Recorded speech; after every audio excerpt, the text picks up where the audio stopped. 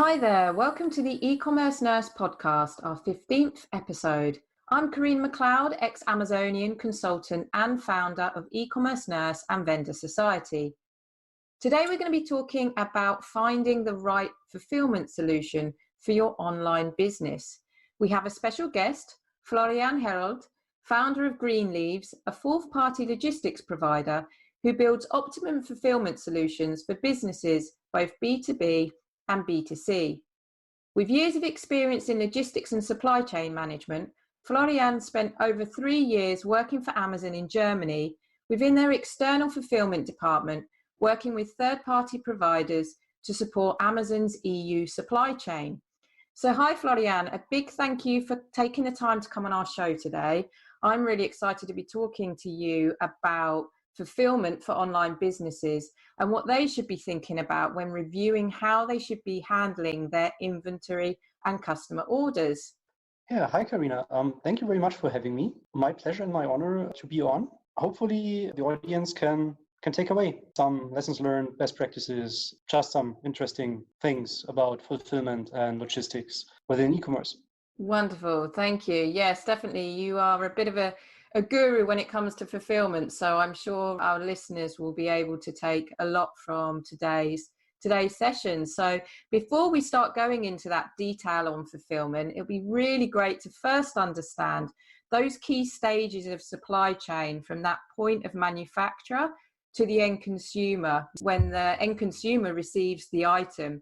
For those that, I guess we've got some listeners that might be experienced, but some listeners that might actually be completely new to managing fulfillment and logistics. Yes, which is an important point, because quite often even logistics people within e-commerce, myself included, we usually think about logistics starting with inbound deliveries to a warehouse. And quite rarely we really consider the whole supply chain that happens before that. So that's actually an important point. And let's assume one of the most longest chains there are.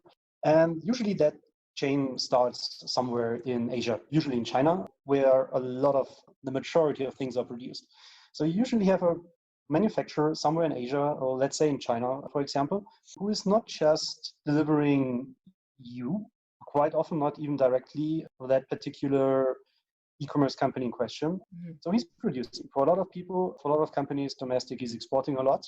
Then you have the whole export part of it that contains everything from sea freight, customs clearance. Sometimes it's not the manufacturer who's exporting, but some importers in, say, Europe or the US. Mm-hmm. So then you have somewhere between 4 to 6 weeks of sea freight to get the goods actually to Europe, for example. Then you do the whole import declaration thing. So you go through customs, the ship is unloaded, which can take quite a while. I remember once where I looked for 2 weeks in a row. I watched one of the container vessels where we had containers on doing circus in the channel right before Rotterdam. I still don't know why, but it was pretty funny. Then you have actually the containers off the ship. And they go through all the port facilities, through some container yards. They are unloaded at a warehouse somewhere, either your warehouse if you are buying directly from your manufacturer. If it's not a full container load you bought, but you only have parts of the container goods that are yours, then some logistics company will unload it and distribute the goods, or they end up in a warehouse of your supplier. Let's say you are selling white goods, which are produced in China. You are buying from your supplier's sales office in Europe. Then obviously they have some kind of warehouse somewhere in Europe where all the goods are, and then they deliver your fulfillment center from their warehouse. And that's usually the part now where e-commerce logistics start to consider things. That's the delivery of your suppliers to your warehouse. But it's important that we don't forget how much things are happening before that, which can, especially right now with all the corona crisis and shutdowns, lockdowns, and especially the production shutdowns in China, that can hurt you a lot. Whatever happens before and that you don't control. Well, yeah, and then the goods are finally delivered to your fulfillment center. They are put in storage. They are handled, maintained in the warehouse until a customer orders. And then the goods are delivered, starting with usually your first mile between your fulfillment center and some kind of regional hub of your parcel carrier. That's the first mile. Then you usually have what at Amazon was called a middle mile between the regional sort center close to your warehouse and the sort center in the region where your customer is. And then the infamous last mile between that sort center and your customer.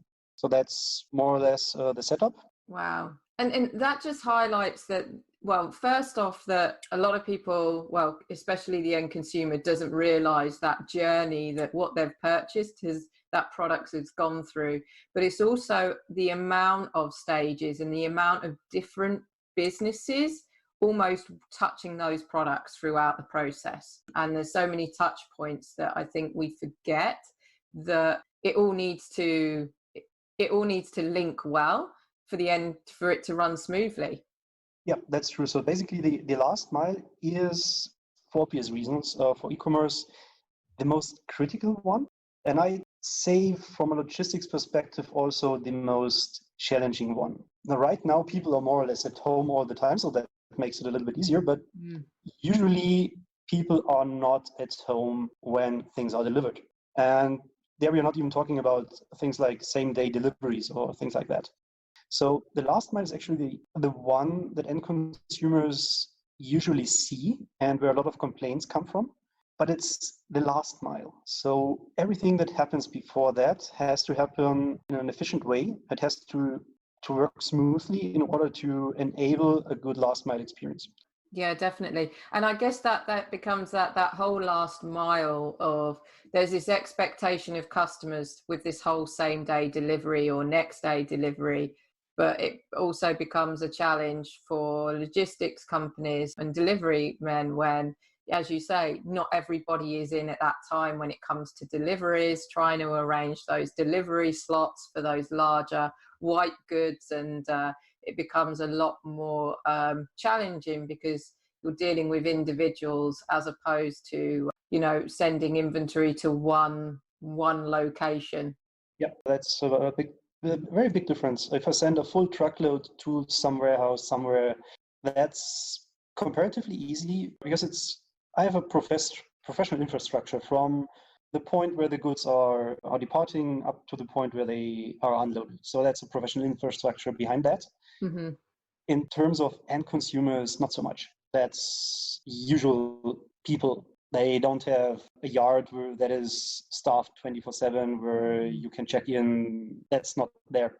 Plus, drivers cannot wait an hour for you to show up. So that's actually a challenging one. But again, a lot of stuff has to happen for that. And let's shed some light at what has to happen before e-commerce company is able to provide a good last mile experience for their customers.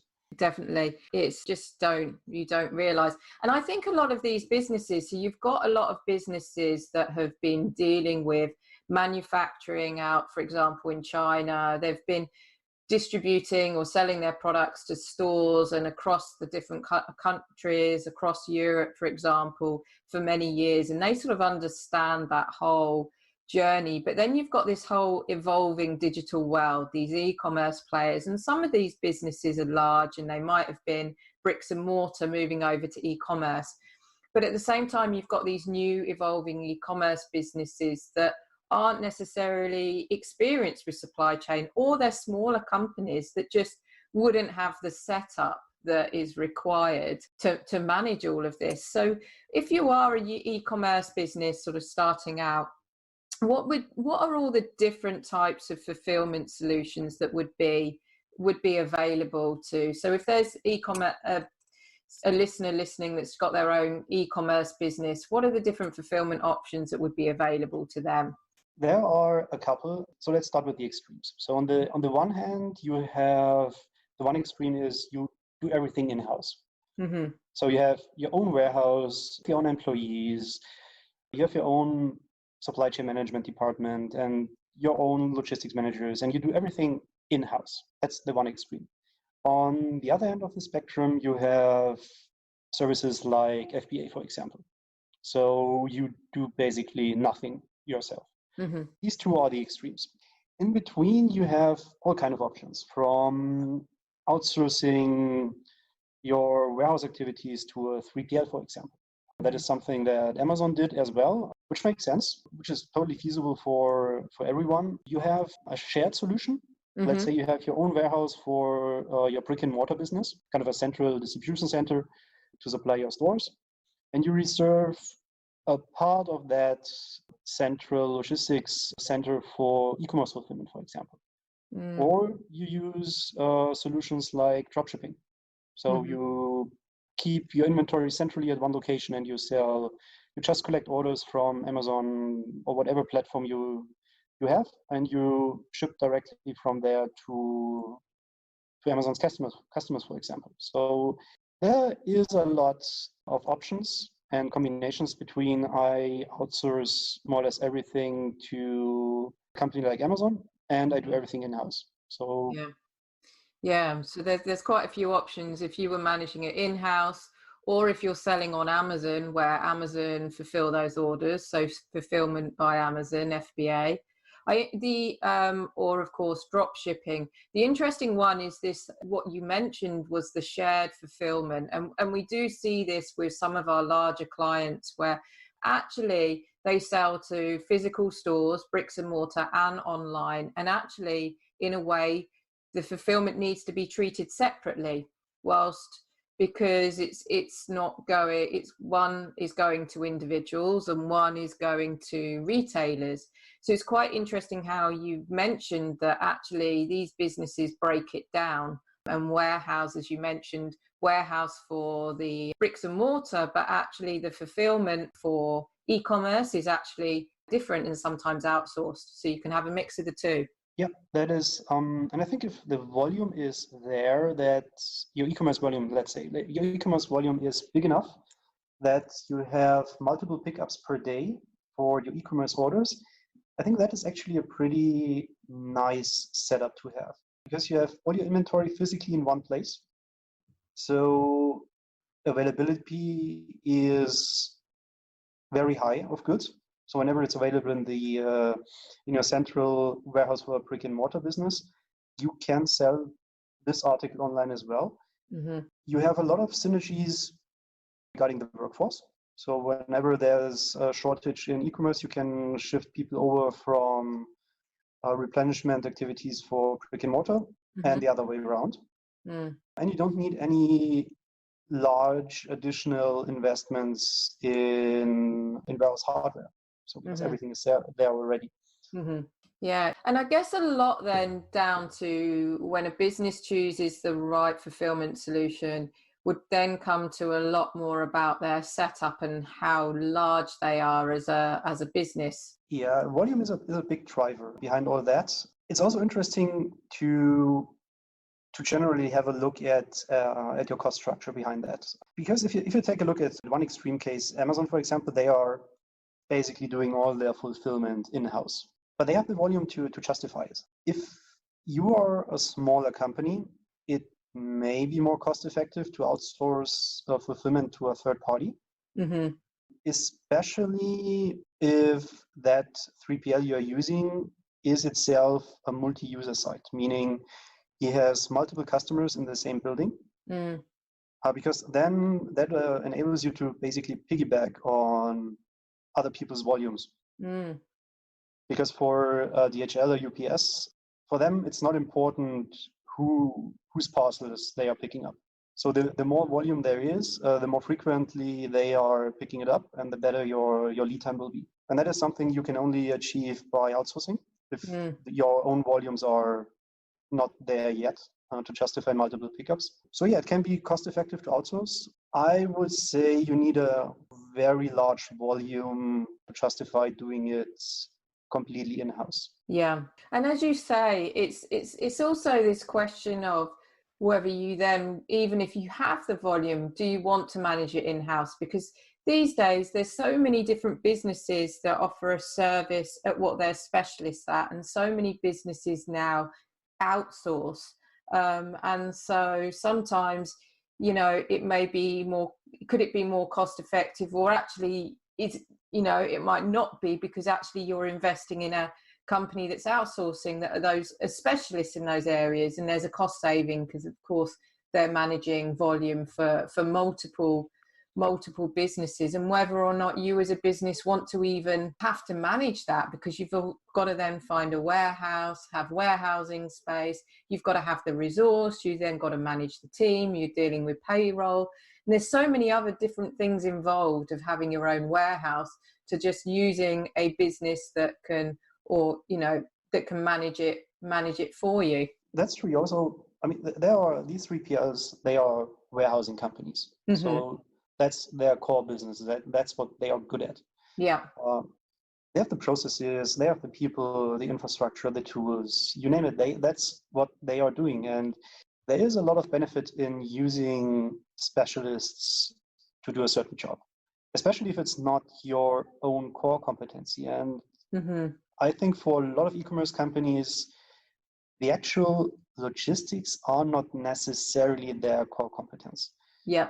And it would, I don't know, I think it's a little bit risky to try to compete on that field if it's not your core competency, because you don't have to compete there.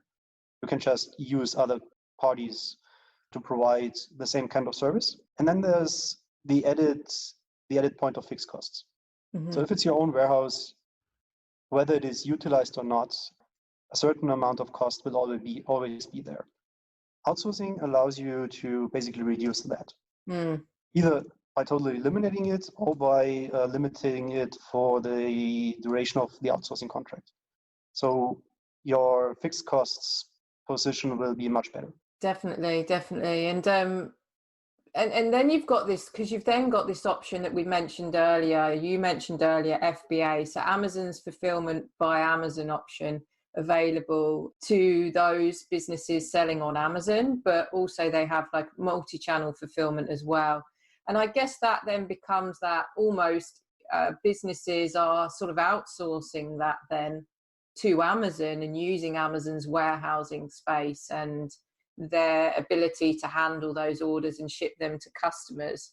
And that's sort of, when it works really well for small businesses that don't have those warehouses or the money to invest in that. Yeah, that's the point I try to hint at with volumes.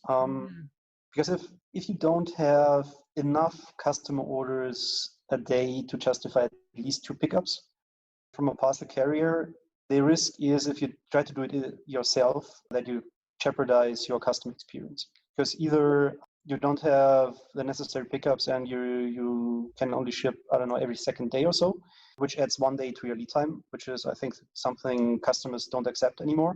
Or your picker capacity is so small that whenever you have a demand spike, for whatever reason, you will have a lot of missed shipments that day that will then only be shipped the next day. And again, you add 1 day to your lead time, which is something customers don't accept anymore. So volume plays a very big role in e-commerce fulfillment because it gives you a lot of flexibility options you don't have otherwise. Definitely. And interesting about the whole multiple pickups and you've just got less flexibility. And as you say, expectations are now high.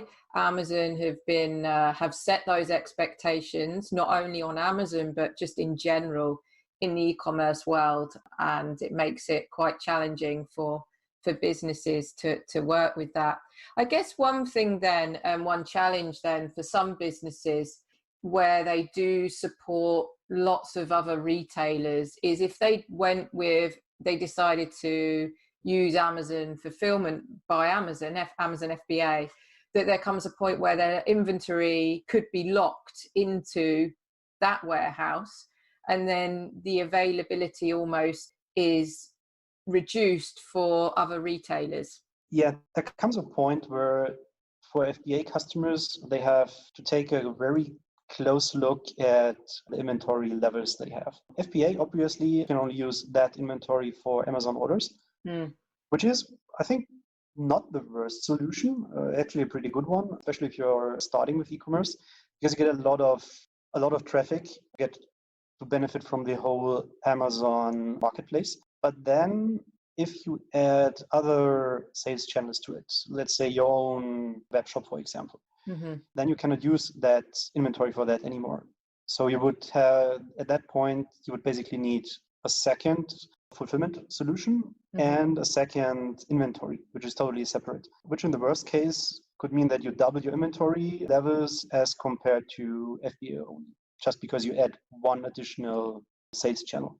At that point, it might make sense to actually shift away from FBA and to find a different solution, a different fulfillment solution that can serve multiple sales channels at the same time. Yeah, definitely. And I know Amazon have a multi-channel fulfillment option as well, sort of that tags alongside the FBA, but that's not for all. I believe that doesn't integrate with all websites. And as you say, I guess a lot depends on your business and how many different channels you're supporting, and if that works, and if it doesn't, moving away.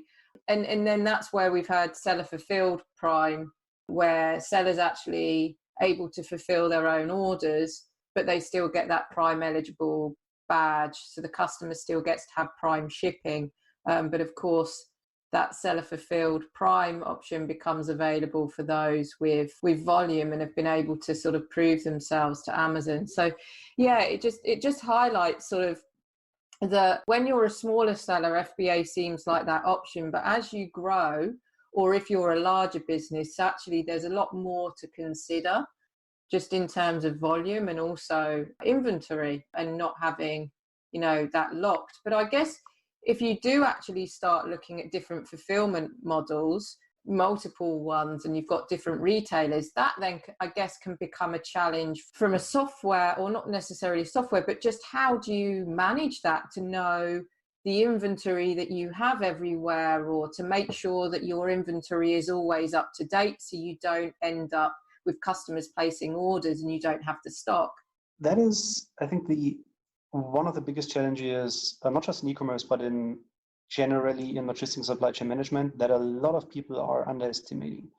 That level of control you as a user of that supply chain, or as an outsourcing customer if you want, just how much control you should have over your own operations and processes. That is, I think, one aspect for FBA, for example, that I'm not sure people are really aware of, because Amazon has a very, very tight control about their processes and operations. So you benefit from that by using FBA. The downside is you're totally dependent on what Amazon does. Whatever they deem a best practice, which is definitely not a bad practice, but you are dragged along. As soon as you reach the point where FBA doesn't fit your needs anymore, you will somehow have to come up with a solution to have a comparable level of control about your inventories, your processes, your operations, just to make sure that your customer experience isn't jeopardized. And that is something, I think, that the biggest challenge there that people across the board when it comes to logistics just don't see, that you really need control about it. It comes down to processes, which in e-commerce is actually pretty nice, because Amazon established a lot of best practice processes that are there, which can be implemented, which by definition from a process perspective alone are able to provide the customer experience you actually want. It's an interesting point there that you raised, like Amazon have almost set best practice and processes almost in the whole e-commerce world. They've set these expectations, but they've also set best practice. And you see so many businesses almost trying to copy what Amazon does. But I guess there becomes this challenge, as in, okay, so when a customer, almost when you work with Amazon, Fulfillment by Amazon, FBA, Amazon, you don't really have to worry about that customer experience, because Amazon have mastered it, right? They're strict, they know what they're doing.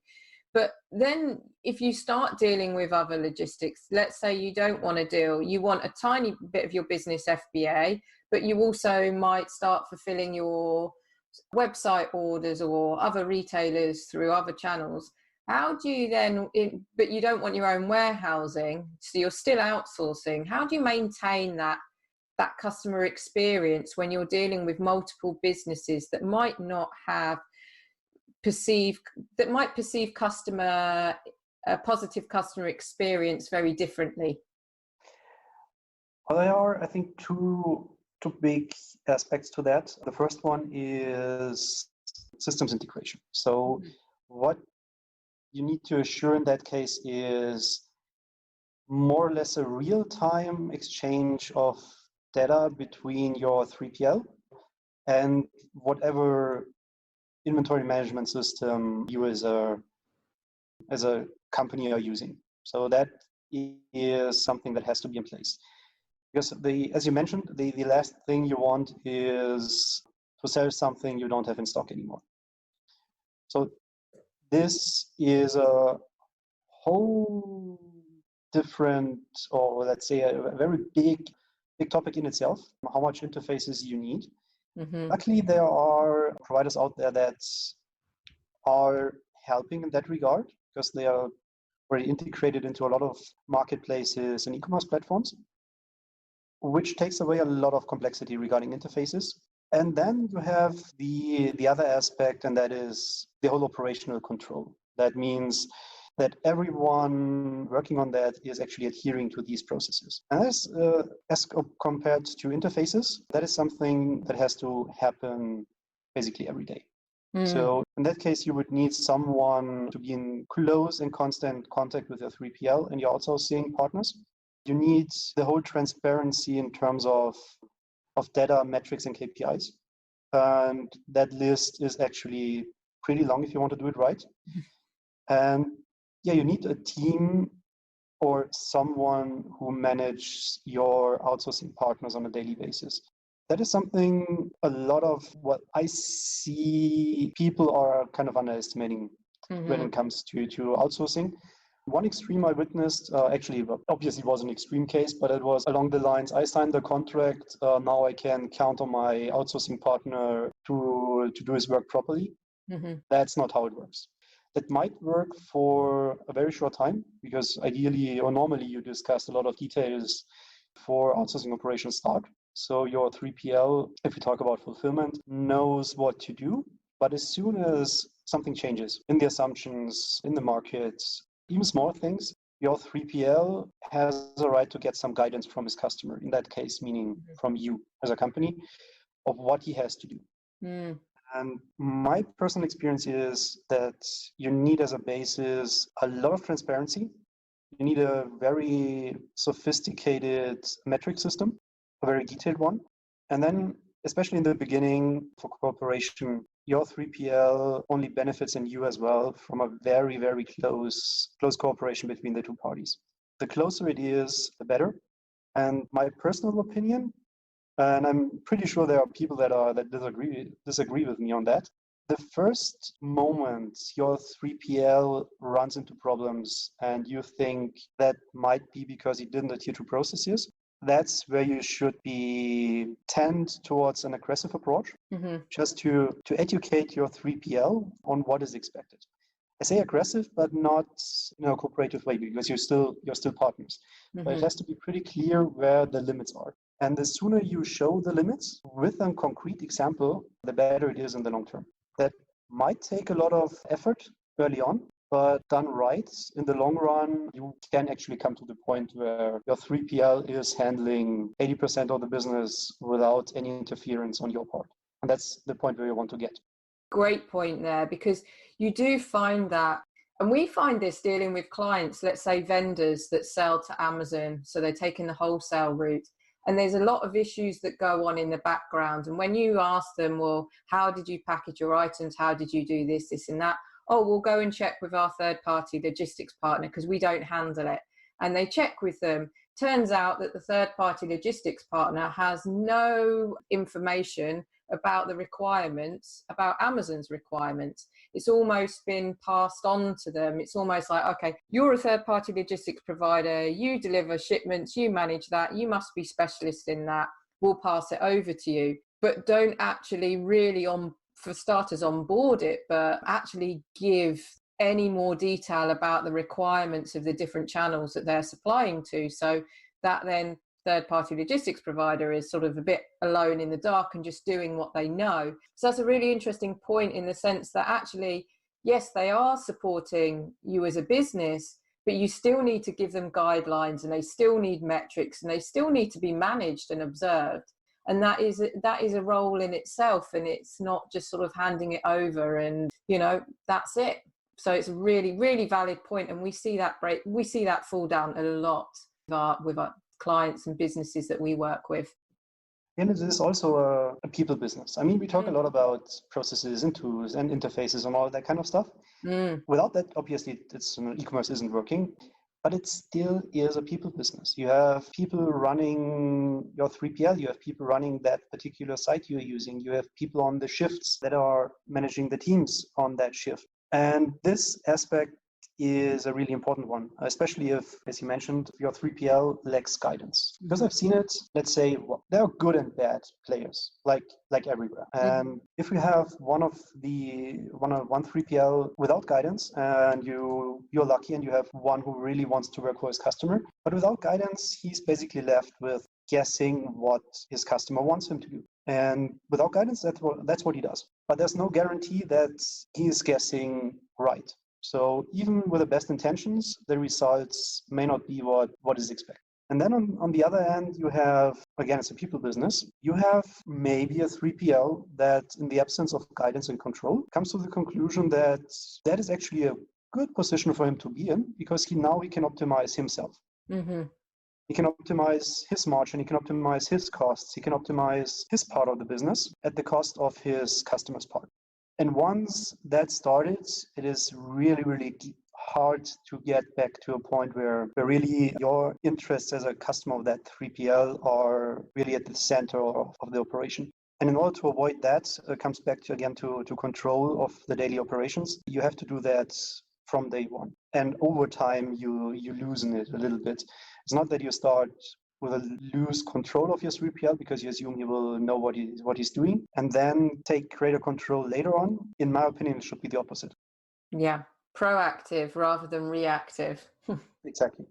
A little bit like child education. You need to show them their boundaries. Yeah. And the limits, and then when they know that, you can give them all the freedom they want, but without any limits to them, because then they will just run off in whatever direction, even dangerous ones. Yeah, completely. No, that does. It just shows you sort of there's so much to think about, and I guess that's why so many businesses just sort of the smaller business just work with almost FBA, because you don't have to think about a lot of these things. But as your business grows, that's no longer necessarily going to be as scalable for those larger businesses where you start needing to fulfill in many different ways, and you realize that there's definitely a lot more to consider. And I guess there's also this thing of systems you mentioned.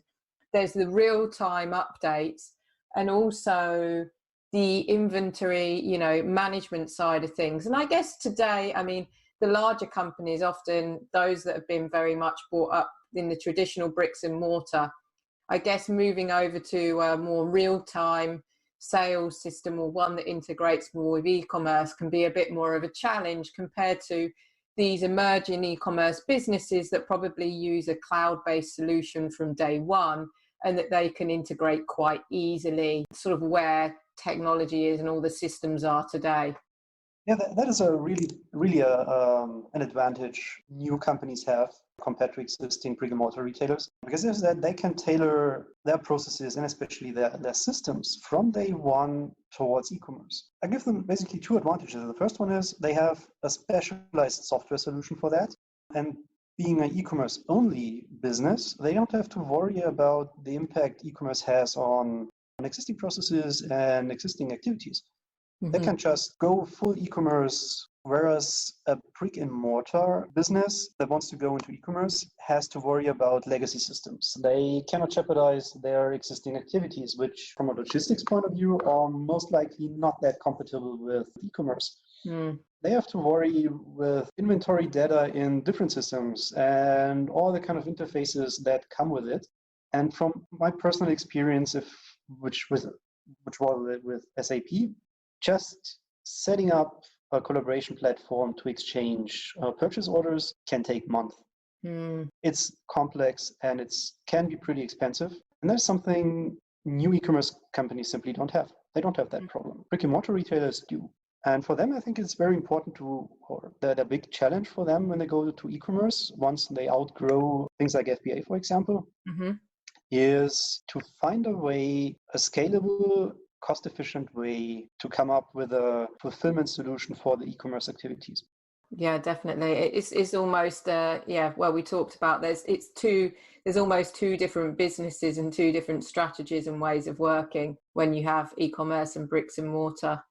Yeah, and I think overall, just in summary of the conversation we've had today, which has been really insightful, just sort of understanding all the different touch points and things to consider of something that comes across quite simple is actually a lot more complex, especially to a point when you outgrow those solutions that might have made it a lot easier. So as you say, we've spoken about these evolving e-commerce businesses that may start off small. They've been selling solely on Amazon FBA has worked for them, but when they grow to a certain level, it becomes they almost outgrow FBA and they need to look at other solutions because they might start selling to other retailers, direct to consumer, etc. But then you've got that, but then there's also this complexity with those businesses that might be traditional bricks and mortar that are looking to then expand to e-commerce and may have already expanded to e-commerce, but their processes and everything are so fragmented because they both function differently, and trying to get those synergies can definitely be a challenge. But it's definitely been really useful, and you sharing your experience and your years of experience in working with this, and even better that you've seen it from Amazon and sort of worked internally and gone through all those challenges and the challenges of working with third-party companies. So before we sign off, as I appreciate your time today, I was wondering if you could give one tip. If there was somebody starting out their online business, so e-commerce, and trying to figure out the best solution for them, what would it be? It would be to not underestimate the complexity that comes with logistics. It is not an easy feat to do. It is definitely possible, also in a cost-efficient way, but the complexity should not be underestimated. You should actually look for the most scalable solution long term, and not just looking at the next year or so. So whatever solution it is, it has to be ready for future growth. That's interesting because actually a lot of businesses starting out will focus on the short term. But as you say, scalability at the end of the day, what are you going to be doing in the next few years? And is the solution that you start off with going to be the right solution for you long term? So great. This has been fantastic. So thank you so much for being an awesome guest today and sharing your experiences and some tips. And hopefully that will help those listeners that may be starting out in e-commerce, or they're in e-commerce looking and they're at that point of growth where they're sort of growing out of, let's say, just being an Amazon seller, and also those more complex traditional bricks and mortar as well. And I'm sure if they're looking for some support in that area, they will be in touch. And Florian's details and Greenleaved, the company that he founded, will have all the details on the podcast in case you wanted to get in touch. So thank you ever so much. Karina, thank you very much for having me. It was really a pleasure. And if there are any other questions, just let me know. Great. Thank you. Thank you too.